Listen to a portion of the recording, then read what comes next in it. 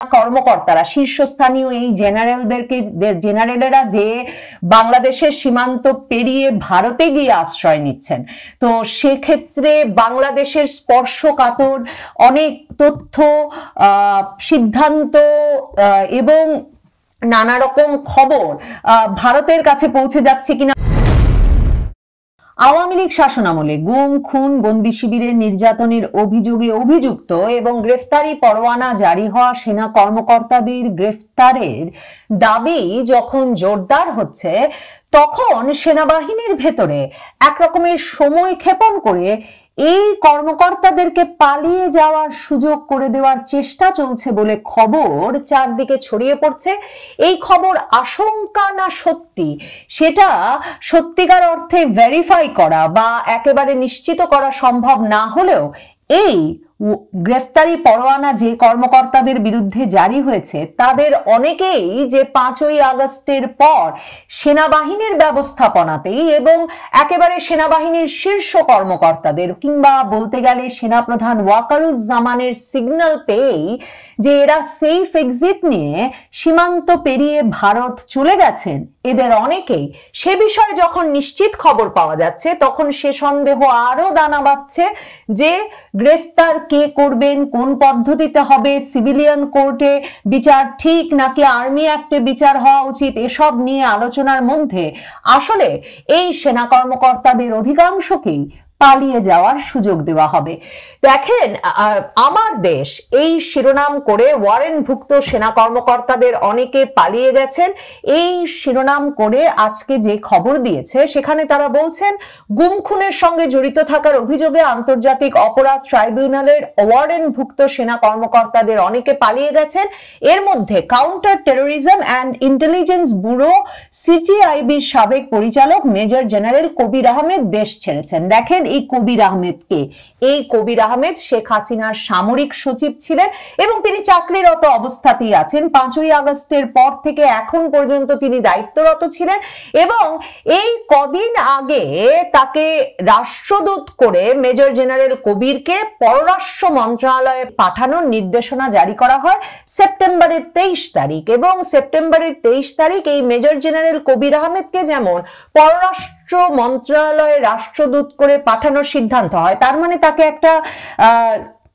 স্বাভাবিক প্রক্রিয়ায় বিদেশে পাঠিয়ে নিরাপদ অবস্থানে পাঠিয়ে দেওয়ার চেষ্টা সরাসরি সেনাবাহিনী এবং সরকারের তরফে ছিল, সেটা কিন্তু একেবারে নিশ্চিত। সেই মেজর জেনারেল কবির আহমেদকে যেমন রাষ্ট্রদূত করে পাঠানো হয়েছিল, ঠিক তেমনি মেজর জেনারেল শেখ মোহাম্মদ সরোয়ার হোসেনকেও রাষ্ট্রদূত করে সে সময় পররাষ্ট্র মন্ত্রণালয়ে পাঠানো হয়। আগস্টের পর এই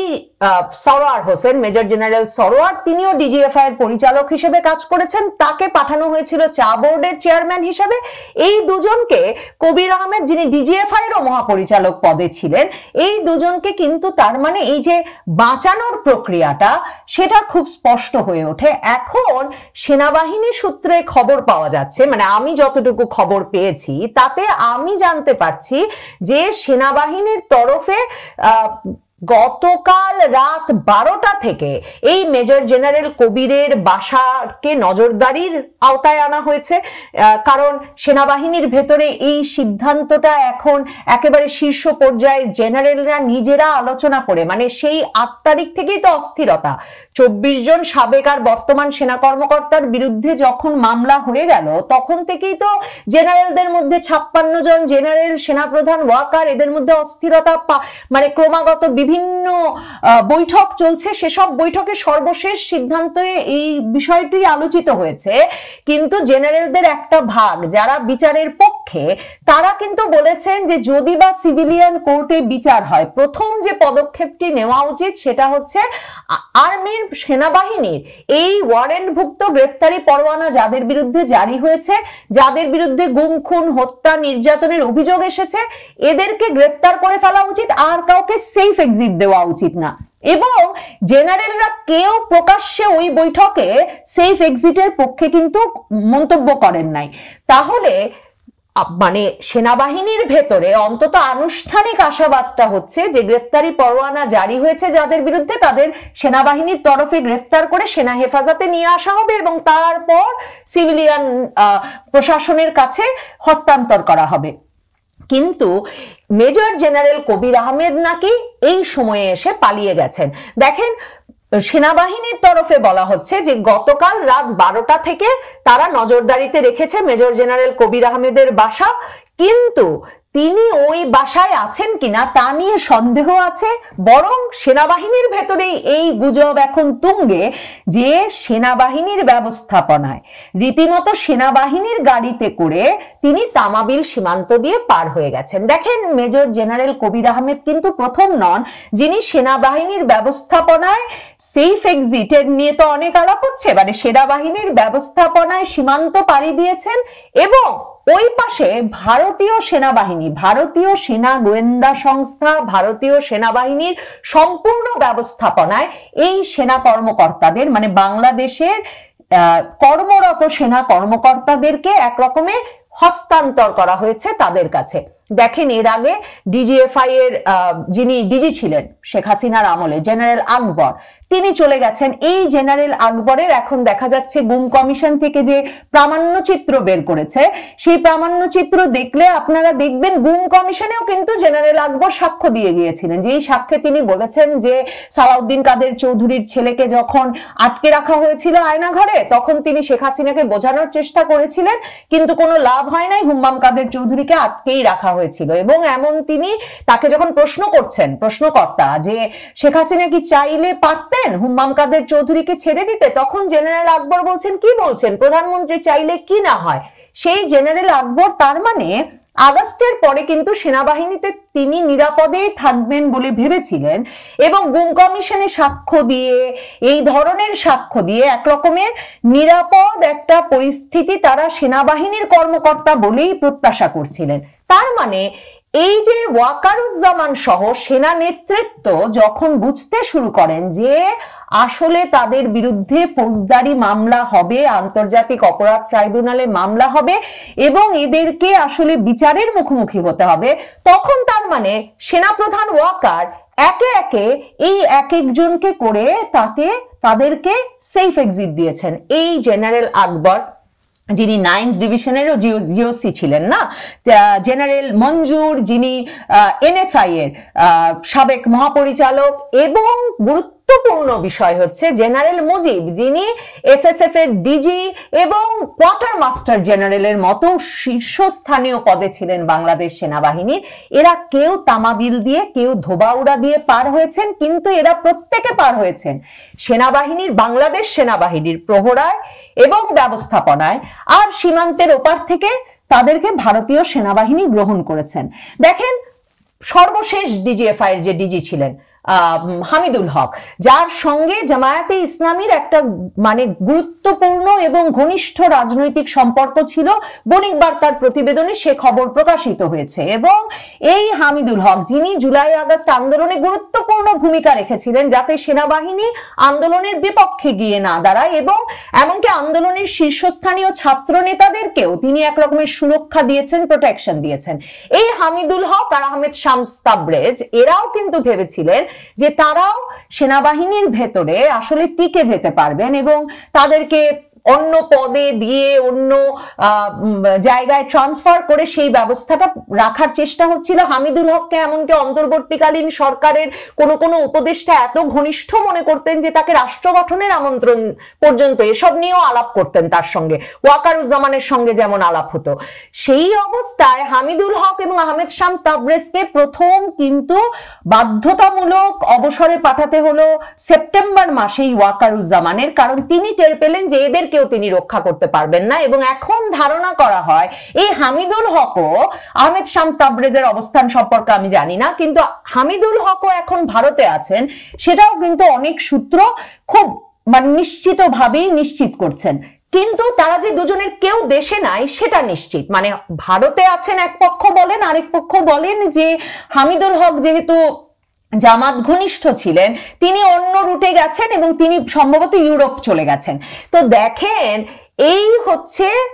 গ্রেফতারি পরোয়ানা জারি হওয়া সেনা কর্মকর্তাদের অবস্থা। তো তাহলে গ্রেফতারি পরোয়ানা জারির পর এখন যে জেনারেলেরা সিদ্ধান্ত নিলেন এবং ওয়াকারকে বললেন যে আপনাকে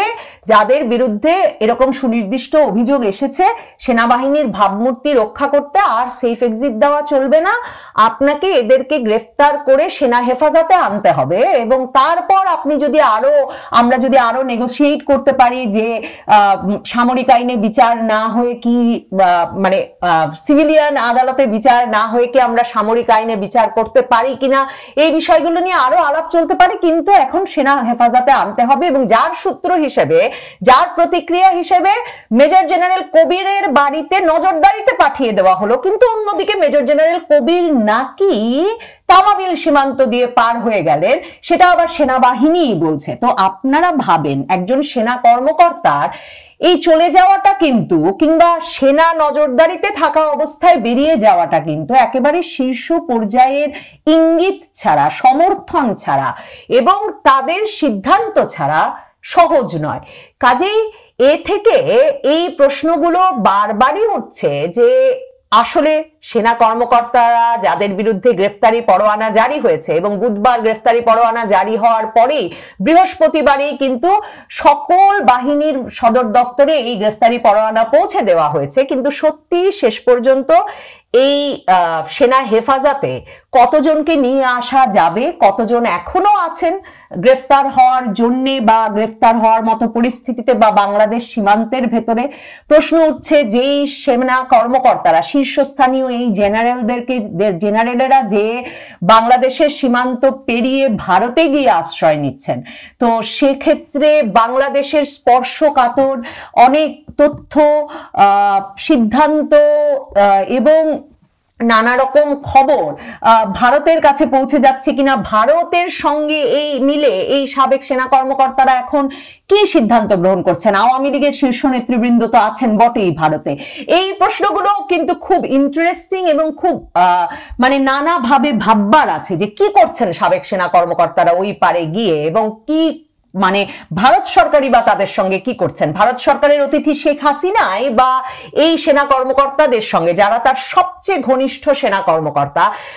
সেই সেনা কর্মকর্তাদের সঙ্গে দল সংগঠন, রাজনীতিতে ফেরা, বাংলাদেশের রাজনৈতিক পট পরিবর্তনের বিষয়ে কি ধরনের কাজ করছেন, এই বিষয়গুলো। তাই এই সেনা কর্মকর্তারা কি পালাচ্ছেন, সেনাপ্রধান ওয়াকারুজ্জামান কি তাদেরকে পালাতে দিচ্ছেন, আদৌ কি যাদের বিরুদ্ধে গ্রেফতারি পরোয়ানা জারি হয়েছে তাদের কেউ গ্রেফতার হবেন, আর যারা তাহলে গ্রেফতার হবেন তারা তাহলে কেন সেফ এক্সিট পেলেন না ওয়াকারুজ্জামানের বদান্যতায়, সেই প্রশ্নও কিন্তু রয়ে যাবে। তার মানে এই গ্রেফতার হওয়া না হওয়া নিয়েও আমলে যারা সার্ভ করেছে, শেখ হাসিনার সরকারকে টিকিয়ে রাখতে সেনাবাহিনীকে ব্যবহৃত হতে যারা সহায়তা করেছে, তাদের বিচার কেন ঠেকাতে চাইবেন ওয়াকারুজ্জামান। বাংলাদেশের সেনাবাহিনীর ভেতরে ক্যান্টনমেন্টে যে অস্থিরতা চলছে তার পেছনে একটা বড় ভূমিকা রাখছেন বাংলাদেশ সেনাবাহিনীর সাবেক কর্মকর্তারা। দেখেন, সাবেক কর্মকর্তারা যে অত্যন্ত উদ্যোগী হয়ে উঠেছেন সেটা কিন্তু সেই 2024-এর জুলাই আগস্ট আন্দোলনের সময়টা থেকে টের পাওয়া যাওয়া শুরু হয়। তারা নানা সময়ে একত্র হয়ে সভা করেন, সমাবেশ করেন এবং সেগুলোতে সংবাদ মাধ্যমকে ডেকে সেনাবাহিনীর কি ভূমিকা নেওয়া উচিত সে বিষয়ে একটা স্পষ্ট অবস্থান গ্রহণ করেন। এর ফলে এই যে সাবেক সেনা কর্মকর্তাদের মধ্যে একটা দল যে সরাসরি শেখ হাসিনা সরকারের পতনের জন্য ভূমিকা রেখেছিলেন, সে বিষয়টায় কিন্তু কোনো রকম অস্পষ্টতা থাকে না। দেখেন, বাংলাদেশ সেনাবাহিনীতে সাবেক সেনা কর্মকর্তারা বরাবর একটা গুরুত্বপূর্ণ ভূমিকা রেখে এসেছেন। একেবারে যদি 1971 সালে স্বাধীনতা যুদ্ধের পর বাংলাদেশ সেনাবাহিনী যখন গঠিত হলো তখনকার কথাও যদি আমরা স্মরণ করি, তাহলে দেখুন খুব মোটা দাগে 1971 সালের পর মুক্তিযুদ্ধ ফেরত সেনা কর্মকর্তারা আর পাকিস্তান থেকে ফিরলেন যে সেনা কর্মকর্তারা, তাদের ভেতরে যে দ্বন্দ্ব সংঘাত এবং এই দুই তরফেরই যে সেনাবাহিনীর ভেতরে মানে প্রভাব বিস্তার করবার যে লড়াই, সেটা কিন্তু কখনো বাংলাদেশ সেনাবাহিনীতে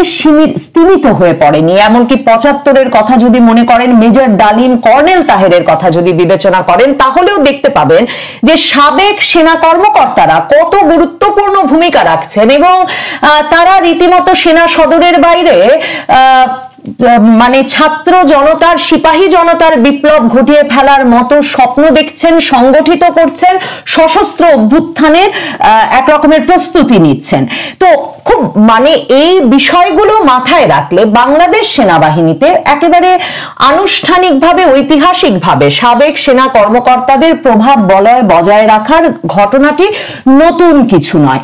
2024-এর জুলাই আগস্ট আন্দোলনের সময় আসলে যেই পক্ষটি আমরা বিশেষভাবে উদ্যোগী হয়ে উঠতে দেখলাম, দেখেন তাদের মধ্যে একটা বিরাট অংশ কিন্তু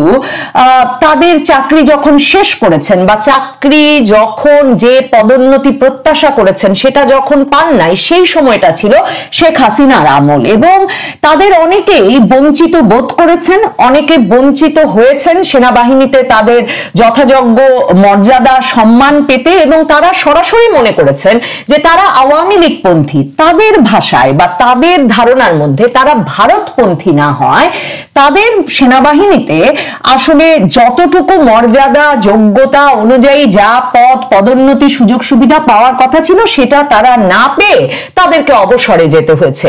এরকম একটা বিরাট কয়েকশো অফিসার কিন্তু সংগঠিত অবস্থায় সেনাবাহিনীর ভেতরে একটা দীর্ঘ সময় ধরে দেশে বিদেশে অ্যাক্টিভিজম করে আসছিলেন এবং ওয়াকারুজ্জামান সহ এই যে সেনাবাহিনীতে এখন যারা মানে যাদেরকে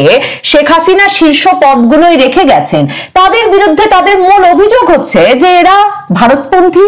আওয়ামীপন্থী এবং এরা হচ্ছে সেই শেখ হাসিনা পন্থী যারা ব্রিগেডিয়ার জেনারেল আজমি, গোলাম আজম পুত্র ব্রিগেডিয়ার জেনারেল আজমিকে 2016 সাল থেকে ক্যান্টনমেন্টের ভেতরেই কোনো একটা বন্দি শিবিরে, কোনো একটা কক্ষে আটকে রাখা হয়েছে, বন্দি করে রাখা হয়েছে। এই বিষয়টি জানা সত্ত্বেও এরা টু শব্দ করেননি এবং সেনাবাহিনীর ভেতরে তারা টু শব্দ করার কোনো উপায় রাখেন নাই। দেখেন এই সেনা কর্মকর্তারা তাই যখন আন্তর্জাতিক অপরাধ ট্রাইব্যুনালে 24 জন বর্তমান ও সাবেক মিলিয়ে 24 জন সেনা কর্মকর্তার বিরুদ্ধে গুম, খুন, বন্দি শিবিরের নির্যাতন মানে পুরো আয়নাঘর কাণ্ডের দায়ে গ্রেফতারি পরোয়ানা জারি হলো, তারাও কিন্তু যেমন ক্যান্টনমেন্টের ভেতরে জেনারেলেরা বৈঠক করছেন, জেনারেলদের সঙ্গে জুনিয়র অফিসাররা এসে বৈঠক করছেন যে কিভাবে ঘটলো, কি ঘটতে যাচ্ছে, ঠিক তেমনি এই প্রায় 2.5 শতাধিক অফিসার কিন্তু একত্র হয়ে বৈঠক করছেন এবং ক্যান্টনমেন্টের বাইরেই ইব্রাহিমপুর এলাকায় এক রেস্টুরেন্টে বসে তারা এই বৈঠকটি করেন এবং সেখানে মূল নেতৃত্ব দেন অবসরপ্রাপ্ত লেফটেন্যান্ট জেনারেল আমিনুল করিম। এছাড়াও কিন্তু মানে 4 জন কর্নেল, 2 জন মেজর সহ অনেকে এই বৈঠকে উপস্থিত ছিলেন। এরা একটা মুখ্য ভূমিকা রেখেছেন এই যে আন্তর্জাতিক অপরাধ ট্রাইব্যুনালে সেনা কর্মকর্তাদের বিচার হতে হবে গুম, খুন, নির্যাতনের দায়ে। এই বিষয়টির দাবি তারা কিন্তু সেই 2024-এর জুলাই আগস্ট থেকে অব্যাহত রেখেছেন এবং ক্রমাগত অ্যাক্টিভিজম চালিয়ে গেছেন। কাজে তারা এখন ওয়াকারুজ্জামান সেনাবাহিনীর ভেতরে, সেনা সদর দপ্তরের ভেতরে যে বলছেন যে এটা কি করে সম্ভব, সেনা কর্মকর্তাদেরকে গ্রেফতার করে নিয়ে যাবে, এটা কিভাবে সম্ভব যে সেনা কর্মকর্তারা পুলিশ ভ্যানে করে মানে প্রিজন ভ্যানে করে আদালতে হাজিরা দেবেন, এগুলোকে তারা এক রকমের মায়া কান্না হিসেবে দেখছেন। কারণ এই সাবেক সেনা কর্মকর্তারা সরাসরি আলোচনা করছেন যে তাহলে ব্রিগেডিয়ার জেনারেল আজমিকে যখন 2016 সালের 22শে আগস্ট সাদা পোশাকের আইন শৃঙ্খলা রক্ষাকারী বাহিনীর সদস্যরা ধরে নিয়ে গেছে বলে জামায়াতে ইসলামী সংবাদ মাধ্যমে জানালো, তখন কি করে সেনাবাহিনী সোচ্চার ভূমিকা নিল না? তখন সেনাবাহিনীর শীর্ষ কর্মকর্তারা কোথায় ছিলেন? কেন তখন তারা একজন সিটিং সেনা কর্মকর্তা, দায়িত্বরত সেনা কর্মকর্তা হঠাৎ উধাও হয়ে গেছেন, এই খোঁজটুকু, এই দাবিটা নিয়ে অন্তত আওয়ামী লীগ সরকারের কাছে গেল না? দেখেন 2016 সালের 22শে আগস্ট থেকে এক উধাও ছিলেন ব্রিগেডিয়ার জেনারেল আজমি গোলাম আজম পুত্র, এবং তিনি বেরিয়ে এলেন 2024-এর 5ই আগস্টের পর। তাকে এক জায়গায় নিয়ে ছেড়ে দেওয়া হলো যে তাকে চিকিৎসকের কাছে নেওয়া হবে বলে, মানে তিনি প্রায় কিন্তু 9 বছর আটক থাকলেন, এবং এই 9 বছর তিনি আটক ছিলেন ক্যান্টনমেন্টের ভেতরে, সেটা সকলে জানতেন। আবার দেখেন এনএসআই ডিজিএফআই এর সাবেক মহাপরিচালক রেজ্জাকুল হায়দার চৌধুরী, তিনি অবসরপ্রাপ্ত মেজর জেনারেল। এখন এই অবসরপ্রাপ্ত মেজর জেনারেল রেজ্জাকুল হায়দার চৌধুরীকে তো সিভিলিয়ান কোর্টে বেসামরিক আদালতে 10 ট্রাক অস্ত্র মামলায়, 21শে আগস্ট হত্যা মামলায়, গ্রেনেড হামলা মামলায় তার বিচার করা হয়েছে, এবং 2 মামলাতেই তিনি সিভিলিয়ান কোর্টে বিচারের মুখোমুখি হয়ে তাকে মৃত্যুদণ্ড পর্যন্ত দেওয়া হয়েছে। তিনি 2টো মামলা থেকেই খালাস পেয়েছেন, কারণ রাজনৈতিক পালাবদল ঘটেছে, এবং 2025-এর জানুয়ারিতে এসে কোনো অভিযোগ প্রমাণিতই হয়নি বলে বেকসুর খালাস পেয়েছেন। কিন্তু সেনা কর্মকর্তারা প্রিজন ভ্যানে ওঠেন না, সেনা কর্মকর্তারা সিভিলিয়ান আদালতে বিচারের মুখোমুখি হন না, এগুলো এই সাবেক সেনা কর্মকর্তারা বা যাদের একটা বড় অংশ বঞ্চিত হিসেবে নিজেদেরকে চিহ্নিত করেন আওয়ামী লীগ আমলে, সেই বঞ্চিত সেনা কর্মকর্তারা মানতে রাজি নন। তাদের কথা হচ্ছে, আগে যদি বিচার সম্ভব হয়ে থাকে এখন কেন বিচার সম্ভব হবে না? দেখেন brigadier general Abdur Rahim, brigadier general Abdur Rahim ছিলেন এনএসআই এর সাবেক মহাপরিচালক, দুজনই রেজ্জাকুল হায়দার চৌধুরী এবং ব্রিগেডিয়ার জেনারেল আব্দুর রহিম দুজনই বিএনপি জামাত জোট সরকারের সময়। তারও কিন্তু বিচার হয় 10 ট্রাক অস্ত্র মামলায় এবং 21শে আগস্ট গ্রেনেড হামলা মামলায়। সেই ব্রিগেডিয়ার জেনারেল আব্দুর রহিম কিন্তু কারাবন্দী অবস্থায় 2021 সালে মৃত্যুবরণ করেন, মানে তাকে হাসপাতালে নিয়ে যাওয়া হয়েছিল, করোনা ভাইরাসের আক্রমণে মৃত্যু হয়েছে বলে তখন কারা কর্তৃপক্ষ জানিয়েছিলেন, কিন্তু তিনি কারাবন্দী ছিলেন তার আগে বছরের পর বছর কাশিমপুর কারাগারে। এই সাবেক সেনা কর্মকর্তারা যেই তরুণ কর্মকর্তাদের সঙ্গে ক্যান্টনমেন্টের ভেতরে যোগাযোগ রেখে আসছিলেন এবং যারা নিজেদেরকে একটু কোণঠাসা মনে করছিল গত বহু বছর ধরে, যেই তরুণ কর্মকর্তারা বা যেই শীর্ষ কর্মকর্তারা যে তারা যথেষ্ট আওয়ামী পন্থী কিনা, সেজন্য তারা যথেষ্ট সুযোগ সুবিধা পাবেন কিনা, এই নিয়ে যারা উদ্বিগ্ন ছিলেন, তাদের একটা বিরাট অংশ কিন্তু আবার এই সাবেক সেনা কর্মকর্তাদের সঙ্গে একমত, এবং তারা মনে করেন যে বিএনপি পন্থী বা বিএনপি জামায়াত পন্থী brigadier, lieutenant general, major general কারো বিচার হতে যদি না অসুবিধা হয়, তাহলে শেখ হাসিনার আমলে যারা সার্ভ করেছে, শেখ হাসিনার সরকারকে টিকিয়ে রাখতে সেনাবাহিনীকে ব্যবহৃত হতে যারা সহায়তা করেছে, তাদের বিচার কেন ঠেকাতে চাইবেন ওয়াকারুজ্জামান?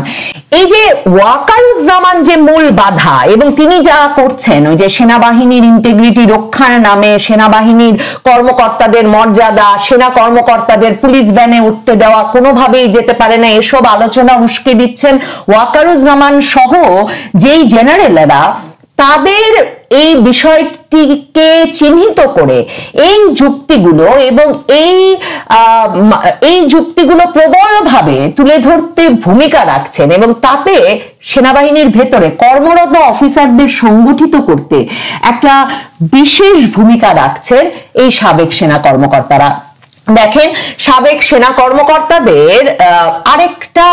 ক্ষোভের জায়গা হচ্ছে ইউনূস সরকারের প্রতিও, এবং সেখানেও তারা ওয়াকারুজ্জামানকে দোষী হিসেবে চিহ্নিত করে যে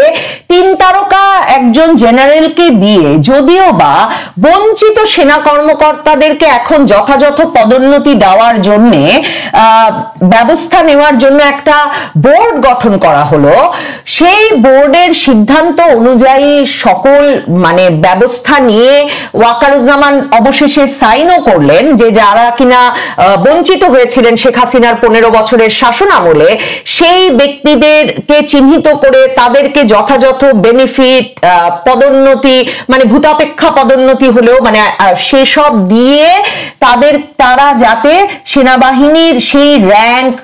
সুযোগ সুবিধা সব পান, সেই বোর্ডের সিদ্ধান্তে ওয়াকারুজ্জামান অবশেষে সাইন করেছেন, এবং